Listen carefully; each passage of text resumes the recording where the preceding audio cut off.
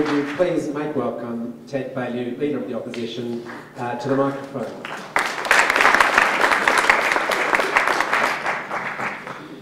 Thanks very much, Jeremy, and can I acknowledge you, Jackie, Brooke, Peter, Sue, all of you. And can I say up front, I could not be more delighted. I've always wanted to appear at the Fringe Festival. I hadn't anticipated it would be 10 o'clock in the morning. And not with me. And not with you, but I guess that's where we rank in the world of the arts, Pete and Sue. We are the 10 o'clock in the morning acts. Can I say also up front what a good job the AIC does, and I think it's really important that you come together and you present and you promote and you advocate as you do, and I'm very much taken by your ambition to see arm's length public support of the arts, and I think it is a critical component of it. Can I say, from my own personal point of view, and I think from the point of view of most Victorians, life without the influence of artists would simply be miserable. Now, I grew up in a family that has been steeped in the arts, and right across, writers, poets, journalists, gallery owners, artists, musicians. I guess I've grown up in that world. I went to Melbourne University. I was a keen and enthusiastic performer in Architects Review at Melbourne University, which taught me a fair bit, and some people say we're still involved in comedy. As a university student, did one of the first, probably the first thesis on Art Deco architecture in Melbourne. I am a qualified and have been a practising architect. I've been deeply involved in the Institute of Architects in my time and various associations with architects. I had a period working as an architect at Deakin University and the theatres down there and on Heidi Gallery, and indeed Sunday Reid was actually my father's sister, so Sunday Reid was my aunt.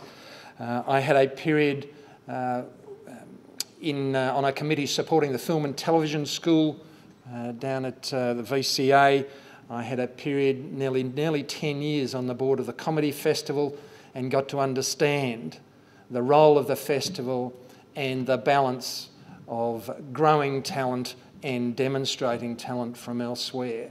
And it was only when I became leader of the party that I stepped back from the Comedy Festival involvement. I had a number of years on the Australian Children's Television Foundation board as well, and was actively involved.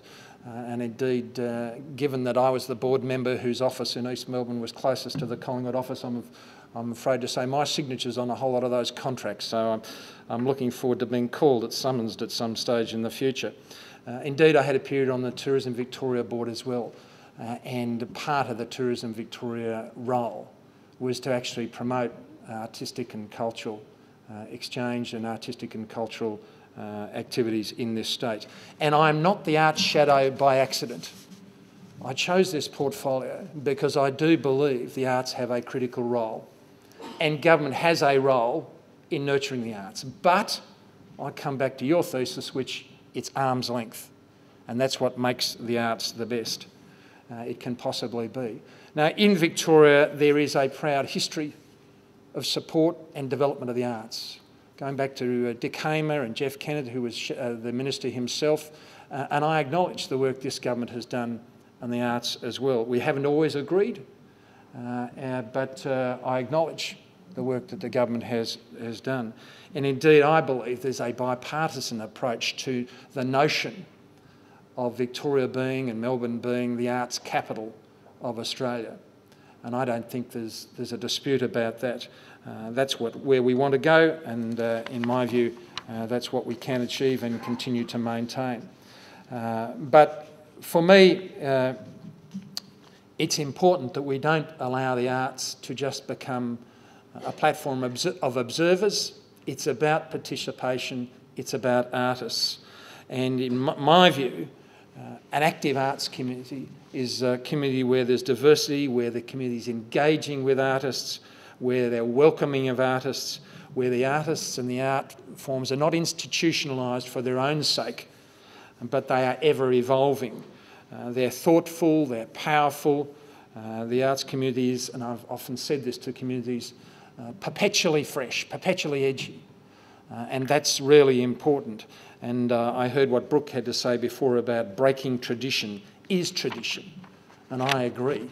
And that should go for our institutions as well, constantly challenging, changing, respectful of the past, but welcoming new ideas and making it sure it's colourful, not black.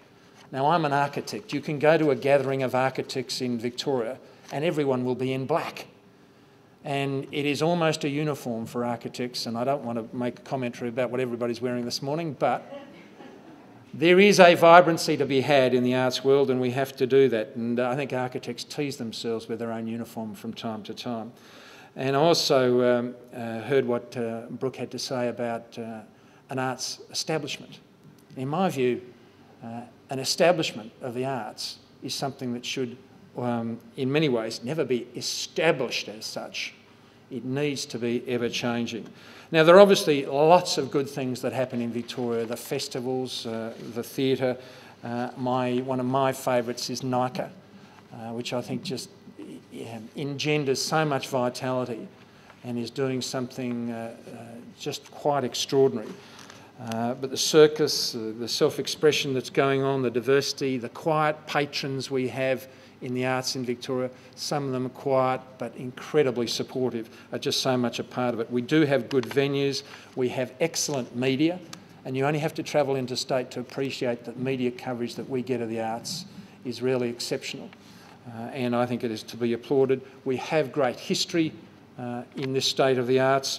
We do have some great success stories, and I acknowledge the Winter Masterpieces as a success story, and I think it has been an addition to Melbourne's cultural climate. We have delights.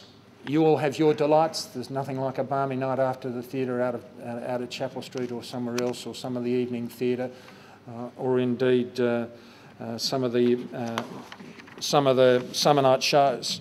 We do have some troubles as well, and I don't want to dwell on those. But I just want to make sure that we don't have closed shops, we don't have closed minds, we're not politically correct in reverse, that we're not allowing patrons to brand as such, that it's the art that stands forth, that we do have a financial regime and a financial discipline which is actually constructive and accountable, and sometimes that falls over, and we do have to recognise that there is a cost to the support that is offered. Now, the diversity we have is extraordinary. I don't want to go through it all. You know it all. The diversity is quite extraordinary in this state, from obviously the performing arts, the visual arts, through to sculpture, through to photography, graphic design, digital design, and the full range. I am also keen that we actually grow our champions in this state, and that we actually celebrate our Victorian champions, be they artistic, cultural, be they sporting. And I think that is something that we still have to do. We have champion groups now, champion companies, NICA, Circus Oz, MTC, Chunky Moves. I don't need to go through them all, but we need to have our own artistic heroes for the next generation to do as previous generations have done with schools of artists in the past, and I think that's important. Our venues, an extraordinary array of venues, and I do compliment the Wheeler Centre. I think the Wheeler Centre, again, has been an addition to our cultural landscape, and I'm not going to be churlish about anything like that.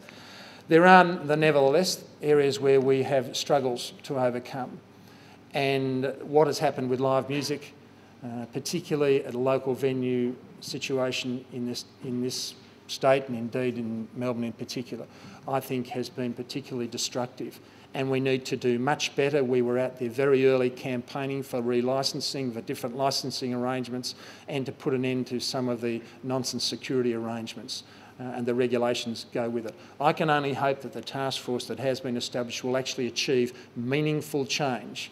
Certainly in the months ahead, and certainly in government, we would be looking to make some significant changes in that regard. I do think we have some challenges in film and in production, and certainly the rising dollar won't help that. We have some challenges with multiple companies and still competing with each other here in one state where they should be competing interstate. We've got some challenges with some of our regional venues in terms of keeping them up to speed, and we'll have more to say about that. We do have some challenges with the accountability and financial management of some of our venues, some of them still settling in, and I don't want to pick on them at the moment. We have an opportunity and a challenge with South Bank and the development of that precinct. I think there's more to do there. And I do think that there are some significant challenges and some struggles with the approach, and I don't want to be political at a function like this if I can avoid it, with the response to challenges thrown down to groups like ANAM and indeed to VCA, and I'll have a little more to say about that in a moment. But we also have a challenge with the cost of living in this city, in this state, and for many young artists that is becoming a problematic issue.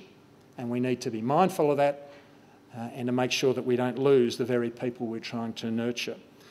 There are, of course, challenges with the balance of private and public theatres, and for those who run the private theatres, that is a significant issue, and in government we will certainly be mindful of that, and there's a role for both.